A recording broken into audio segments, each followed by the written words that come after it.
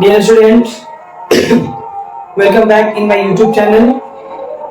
आज फिर से RS इंग्लिश एरा आपके सामने टॉपिक डिस्कशन को लेके उपस्थित है। प्रीवियस क्लास में हमने टॉपिक डिस्कशन किया था, जहां पे मैंने टॉपिक डिस्कशन में ये बताया था कि 10th के बाद, 12th के बाद, ग्रेजुएशन के बाद हमें कौन सा सब्जेक्ट और कैसा कोर्स का चयन करना चाहिए। मैंने ये भी बताया था कि 10th के बाद +2 लेते समय, +2 या किसी भी सब्जेक्ट लेते समय किस तरह इंटीग्रेटेड कोर्स का चुनाव करें, किस तरह अगर हमारा सपना भविष्य में टीचर बनने का हो तो कैसे टीचर बनने के लिए हमें डीएलएड और बीएड कोर्स को करना चाहिए। हालांकि डीएलएड और बीएड कोर्स करने के बाद ये पहला पड़ाव होता है, वहां पे हम क्रॉस करते हैं तो हमारे सामने सीटेट आता है और सीटेट देते हैं तो उसके बाद हमारे लिए बीपीएससी आता है और हम टीचर के लिए क्वालिफाई हो जाते हैं। तो तमाम सारी बातें टॉपिक डिस्कशन के वीडियोज 1 में है, जहाँ पे आप लोगों ने अपनी हाजिरी लगाई है, आप लोगों ने अच्छा समर्थन किया है मेरा, और इन फ्यूचर आप लोग मेरे वीडियोज को ऐसे ही देखें और मुझे प्यार देते रहें। मैं आप लोगों के बीच हमेशा से इंग्लिश ग्रामर का और इंग्लिश का लिटरेचर से संबंधित भी टॉपिक लेकर डिस्कशन के लिए आता था, वो मेरा कंटिन्यू रहेगा। बस मैंने सोचा कि अभी एडमिशन का समय चल रहा है, +2 और 10th के रिजल्ट आ चुके हैं, इसके बाद बहुत सारे एडमिशन, बहुत सारे एग्जामिनेशन होने वाले हैं, बीच में कॉम्पिटिटिव एग्जामिनेशन और डीएलएड के भी बहुत सारे एग्जाम शुरू हैं। तो मैंने सोचा कि इस पे और इन फ्यूचर भी सीटेट का एग्जाम भी आने वाला है जुलाई में भी, जुलाई दिसंबर जो होता है। तो मैं ये सोच रहा हूँ कि DElEd, CTET, PPSC, integrated course, BEd और डीएड, इन सब के बीच में किसी तरह का प्रॉब्लम नहीं हो। तो इसके लिए मैंने प्रीवियस वीडियो में बताया, और प्रीवियस वीडियो में जहां तक मैं बताया था जैसे डीएड, ये हमारा एग्जाम होगा और इसमें बेसिकली हमारा जो नॉलेज होते हैं 10th तक के जो भी नॉलेज होते हैं, इंटर तक के नॉलेज होते हैं, उससे मिसलेनियस क्वेश्चन होते हैं, क्वालिफाइंग पेपर होता है, पहले आपको एंट्रेंस निकालना होता है, फिर आपको कॉलेज मिलते हैं, कॉलेज में आपको 2 इयर्स का डिप्लोमा कोर्स होता है, 2 इयर्स का डिप्लोमा कोर्स कर लेते हैं, आप डीएलएड डिग्री होल्डर हो जाते हैं और आपको यहाँ पे एलिजिबिलिटी मिलती है कि आप 1 to 5 टीचर बनने के लिए कैपेबल हो गए। बट इसके बाद के जो 2 प्रोसेस है वो सीटेट है और बीपीएससी आप जाके करें। बट पहला पड़ाव ये है। अब इसके बाद जो है आप डीएलएड कर लिए, ठीक है, ये इंटर बेसिस पे होता है, इसका बेसिस होता है 10+2। अच्छा, एक बेसिस जो होता है, जस्ट मिनट थोड़ा सा, ठीक है, ये 10+2 का बेसिस होता है और एक होता है BEd.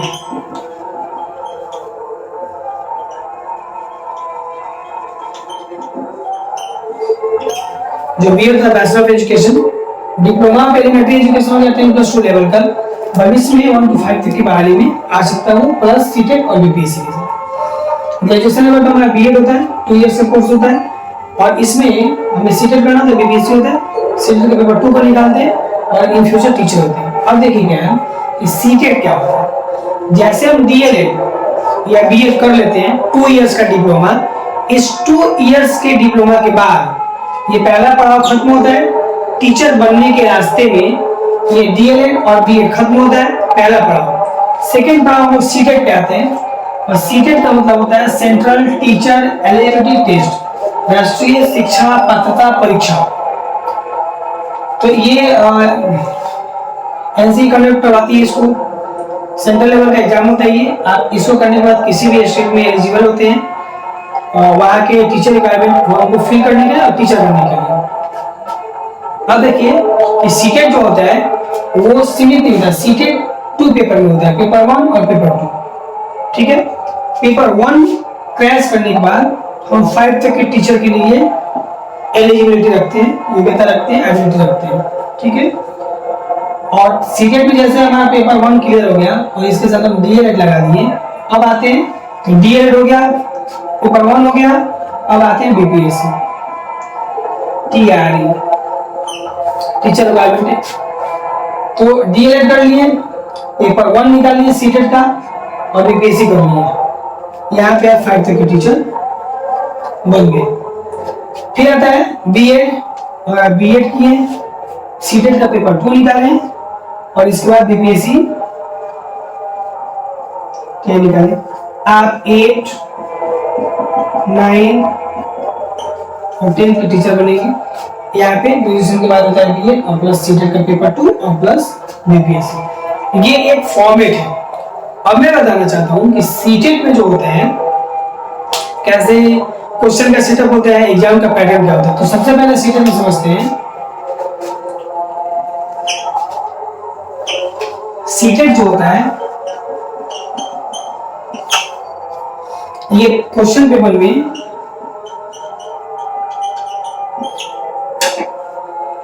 CDP, maths, EVS, Hindi, English सबके 30 मार्क्स होते हैं।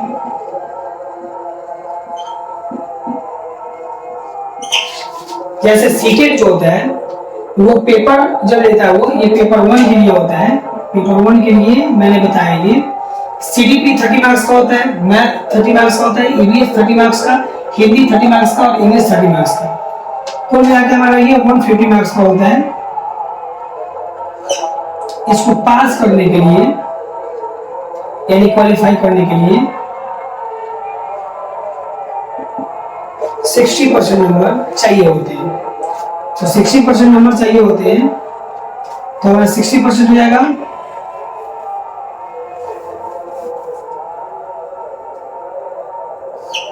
इसमें एज क्राइटेरिया भी आता है, वो क्या बोलते हैं कास्ट क्राइटेरिया भी आता है। एज क्राइटेरिया सॉरी नहीं है, अब सीटेट का एग्जाम कभी भी दे सकते हैं, बट इसमें कास्ट क्राइटेरिया है जहाँ पे हमें छूट भी मिलता है।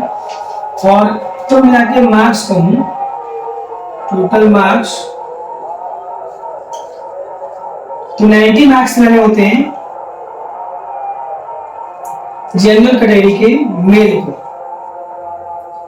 और जनरल कैटेगरी के अगर फीमेल हो तो है उसके 82 मार्क्स, और उसके बाद ओबीसी, एसटी, एससी, एसटी ये सभी लोगों को 82 मार्क्स लाते होते हैं, चाहे मेल हो या फीमेल हो। अब इसको अच्छा से समझते हैं।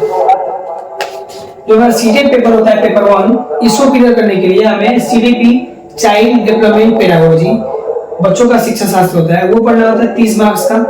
मैथ्स में 30 मार्क्स का होता है जिसमें नॉर्मली 15 मैथ सॉर्ट आउट करने होते हैं, सॉल्यूशन करने होते हैं, इसका 15 मैथ के पेडागोजी होते हैं, मैथ शिक्षण शास्त्र। फिर ईवीएस होता है इन्वायरमेंटल स्टडी, उसमें 30 मार्क्स का क्वेश्चन आता है। हिंदी में 30 मार्क्स का क्वेश्चन होता है जो ग्रामेटिकल टर्म्स से होते हैं और पैसेज। फिर इंग्लिश में 30 मार्क्स का होता है, यहाँ भी ग्रामेटिकल टर्म्स, एंटोनिम्स, सिनोनिम्स और पैसेज आते हैं। तो ये सबको मिला के 150 मार्क्स होते हैं, और 150 मार्क्स में 60% लाना पड़ता है, यानी कि हमें ये लाना पड़ता है, ठीक है।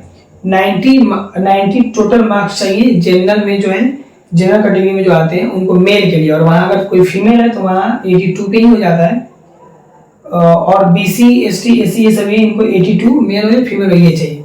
बट कभी कभी हम दूसरे स्टेट में फॉर्म भरते हैं तो वहाँ पर 60% एलिजिबिलिटी मांगता है, इसमें हमें 90 नंबर जो आता है वो सेफ जोन में आता है। कहीं के लिए भी किसी के लिए एलिजिबल है, चाहे 150 मार्क्स में 149 क्यों नहीं आ जाए, ये मैटर नहीं करता है। इसलिए मैटर नहीं करता है कि ये एक क्राइटेरिया है, सिर्फ आपको पात्रता परीक्षा पास करने की एलिजिबिलिटी बताई जाती है। तो इसमें आप 90 लाए तो या 149 लाए तो नो प्रॉब्लम कि आपका नंबर कितना है, बस आप 90 में ही पासिंग कैटेगरी में आपने क्वालिफाई कर लिया पेपर, क्योंकि इसके आगे हमें बीपीएससी भी देना होता है। तो यहाँ नहीं होता, पहले जब बीपीएससी नहीं था तो यहाँ पे नंबर जो 90 से ऊपर होता था उसका वेटेज बनता था, और वो कहीं ना कहीं हमें आगे जो कटअप बनते थे उसमें फायदेमंद होते थे। बट अब ऐसा नहीं है, अब बीपीएससी का कटअप हो गया, ठीक है। अब चलते हैं सीटेट पेपर 2 के लिए। सीटेट पेपर 2, तो पेपर 2 के लिए सीडीपी जो होता है ये सीडीपी सेम होता है, 30 मार्क्स का रहता है। ये जो मैथ्स होते हैं यहाँ पे हट जाता है। अगर आपने ग्रेजुएशन साइंस और मैथ से की है तो साइंस और मैथ से ग्रेजुएशन करने के बाद आपका यहाँ साइंस और मैथ से मिलके 60 हो जाएगा, ठीक है। फिर आपका आएगा हिंदी, फिर आपका आएगा इंग्लिश 30 मार्क्स का, तो ये हो गया 150। और आप आर्ट से हैं तो ये साइंस मैथ की जगह पे आपको एसएसटी का 60 मार्क्स मिलता है, 60 30 90 90 30 120 120 30 150। सिंपल फंड है। आप जब सीटेट में पेपर 1 देते हैं तो सीटेट में पेपर 1 देते समय ये साइंस, कॉमर्स, आर्ट्स जिस विषय पढ़े हो नो प्रॉब्लम, ये तो उनको देना ही देना है।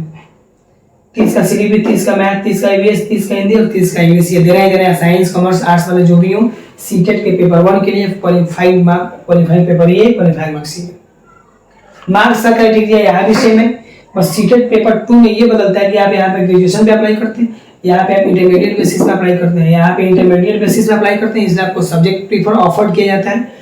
और आप सब्जेक्ट में जैसे आप CDP को 30 दोनों में कॉमन है, पढ़ना ही पढ़ना है। यहाँ पे साइंस मैथ उनके लिए है जो BSc किए हुए हैं, ठीक है। अच्छा, अब BCom और BA जो होते हैं उनके लिए यहाँ साइंस मैथ हटा के और SST का 60 क्वेश्चन कर देता है। हिंदी इंग्लिश यहाँ भी सेम है, यहाँ भी सेम है, पैसे नहीं होते हैं। और यहाँ भी 150 में सेम वही मिलता है, 90 मार्क्स लाने होते हैं। जनरल जो होते हैं 90 मार्क्स लाते हैं, जनरल कैटेगरी वाले। जनरल में जो मेल होते हैं और जनरल जो फीमेल होती है उन्हें 82 लाना होता है। और OBC, ST, SC इन सभी को 82 ये पास के लिए चाहिए, हालांकि 90 सेफ गेम माना जाता है मेरे ख्याल से। अदर स्टेट के लिए भी अप्लाई करते हैं। इतने क्राइटेरिया हो जाने के बाद हम BPSC में बैठते हैं। BPSC में जब बैठते हैं तो वहाँ पे जो होता है 150 नंबर का ये एक आपका ऑब्जेक्टिव बेसिस OMR शीट पे एग्जाम होता है। इसके पहले एक क्वालिफाइड पेपर होता है जो मे भी 30 नंबर का होता है, जिसमें भी 18 मार्क्स ऑलमोस्ट लाने होते हैं। इस तरह का होता है, मतलब एक लैंग्वेज का आपका पेपर होगा, हिंदी इंग्लिश का जो भी हो, हिंदी इंग्लिश बांग्ला उर्दू मैथिली संस्कृत जो भी हो, एक लैंग्वेज पेपर का एग्जाम होगा, वो प्री होगा, आपको कर लेना होगा। उसके बाद 150 का ऑब्जेक्टिव होगा जो आपके सब्जेक्ट से भी रिलेटेड होगा। सीटेट में जो पढ़ेंगे वो भी रिलेटेड होगा, BA DA में पढ़ेंगे वो भी रिलेटेड होगा, और GK GS current affairs everything उसमें इंक्लूडेड होगा। और आप जब ये BCC क्रॉस करते हैं BPSC तो ये हो पाता है। तो आप समझ रहे हैं बहुत अच्छा से कि DED, BEd, CTET paper 1, paper 2, BPSC paper 1 का फॉर्मेट, पेपर 2 का फॉर्मेट, इन सभी को इंक्लूडिंग करने के बाद एक गवर्नमेंट टीचर बन पाता है। समझ सकते हैं कितना डिफिकल्ट है। बट मैं डिफिकल्ट इसको इसलिए कह रहा हूँ, हालांकि मुझे नहीं कहना चाहिए डिफिकल्ट ये वर्ड यूजेस नहीं है, ये प्रोसेस इसका डिफिकल्टीज है। और रास्ते में कहीं भी हम छोड़ते हैं और इसको रास्ते में अधूरा छोड़ते हैं तो फिर हमारी जर्नी जो है, हमारा लाइफ का जो जर्नी है, जो ड्रीम है, वो अधूरा रह जाएगा। इसलिए हमें अपने 10+2 के बाद से अपने ड्रीम को चुनना है और इस तरह से स्टेप बाय स्टेप क्वालिफिकेशन को इम्प्रूव करते हुए और किसी पेपर को क्रैक करते हुए जाना है। गवर्नमेंट सर्विस के लिए हमें आगे बढ़ना है। इस तरह से हम टॉपिक डिस्कशन में समझा पाए कि पहला जो टॉपिक डिस्कशन था वहाँ पे subject prefer, subject offer, subject choosing के लिए था, और जो सेकंड टॉपिक डिस्कशन है यहाँ पे सीटेट, BPSC, DELED, BEd जो भी है, इनके रिगार्डिंग पेपर का फॉर्मेट क्या होता है, पासिंग आउट क्या होती है, एज क्राइटेरिया क्या होता है, इन सब के बारे में है। तो इस वीडियो में इतना ही। और सीटेट से, BEd से, DED से और इन सभी से जुड़ा हुआ BPSC से भी, तो उसको आप कमेंट बॉक्स में शेयर करें, कमेंट बॉक्स में डालें उसको जो भी प्रॉब्लम है, और उसमें मैं एक फ्रेश वीडियोस लेकर आऊंगा। मैं कोशिश करूंगा कि एक बार इनका एक इंक्लूड वीडियोस लाइक जैसे संडेज का दिन होता है, संडे वार्ता में मैं इसका लंबा वीडियोस लेके आऊं और उसमें आप बेहतर तरीके से और समझ पाए। हालांकि मैंने यहाँ पे डिटेल्स कर दिया है, लेकिन फिर भी एक बहुत लंबा वीडियो मैं मैराथन की तरह दूंगा, जिसमें एकदम 10th और 12th से एकदम शुरू से ही बोर्ड पे सारे उसके स्ट्रक्चर्स बने होंगे, वहां पे भी आप समझ पाएंगे। बट आप इतना से समझ पाए तो आप अपने दोस्तों को जरूर शेयर करें, इसको बताएं और समझाएं, और इस फॉर्मेट का और इस एग्जाम के क्राइटेरिया का समझ के इसका आनंद उठाएं और जीवन में उपयोग में लाएं। Thank you so much watching for my videos.